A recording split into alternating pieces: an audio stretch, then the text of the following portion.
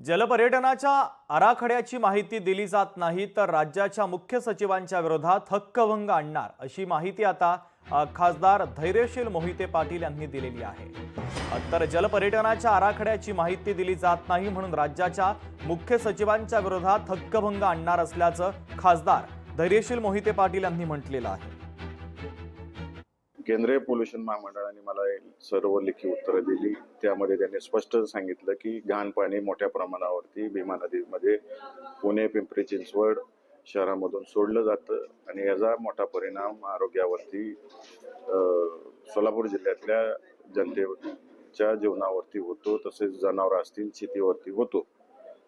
त्यांनी उत्तरं दिली, परंतु राज्य शासनातले अधिकारी एवढे मग्रूर झालेले आहेत की मला या पर्यटन विकासाची माहिती देत नाहीत का अंमलबजावणी करत नाहीत आणि प्रदूषणाच्या बाबतीतही माहिती मला या ठिकाणी उपलब्ध करून देत नाही। जर जनतेनं निवडून दिलेल्या लोकप्रतिनिधीला महाराष्ट्रातले अधिकारी एवढी मग्रुरी जर वाढली असेल, कुणाच्या आशीर्वादाखाली अधिकारी लोकप्रतिनिधींना विचारलेल्या प्रश्नांना उत्तरं देत नसतील, मी काय तोंडी विचारलेलं नाही, लेखी सगळ्या प्रश्न विचारलेले आहेत, त्याचं अद्याप मला उत्तरं मिळाली नाहीत।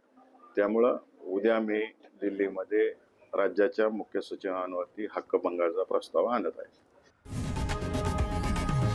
लोकशाही मराठी ऐका, पहा, जागरूक रहा।